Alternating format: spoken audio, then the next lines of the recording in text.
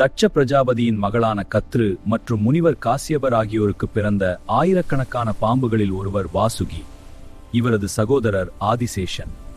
ஆதிசேஷன் தவ வலிமையால் விஷ்ணுவிடம் சென்றார். வாசுகி நாகலோகத்தின் மன்னனாக பொறுப்பேற்றார்.